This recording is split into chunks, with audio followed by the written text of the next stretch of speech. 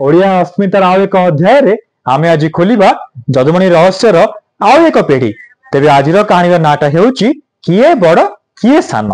उत्कल घंट कवि जदुमणि राज्यर सबु राज्यर राजा पाखकु से जाइथांती, किंतु तांकर प्रिय हेले नयागढ़ राजा।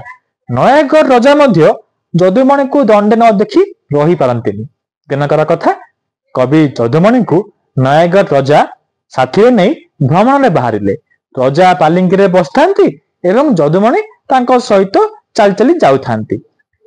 अधा बाट गला परे जेतु से पहाड़ तल भागरे से सब जाउथिले, पहाड़ को ऊपर को अनेरासी से देखिले खंडपड़ा राजा हाथी पिठी बसिकी भ्रमण में बाहरी।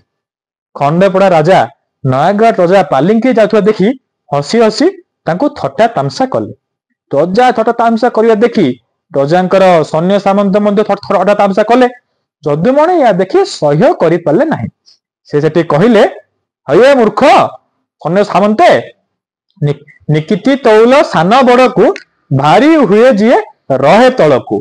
यार अर्थ, तम खंडापड़ा राजांक पाखरे किछि गुण नाही, आम नयागढ़ राजांक पाखरे गुण अथिबारु से भारी हेतिबारु, गुण रे भारी हेतिबारु से तळे अछंती, तमे हालुका, सेतिबे तमे ऊपरे अछ। एई कथा मर्मरे सीए दुई जण राजांक भितरे एक थट्टा तामसा करी तांक भितरे बंधुता कराई देले। एई थिला आजिर कहानी किए बड़ किए सान। पुणी देखा हेबा आसंता अध्याय रे आउ एक कहानी नै। से जाय रहिली, नमस्कार।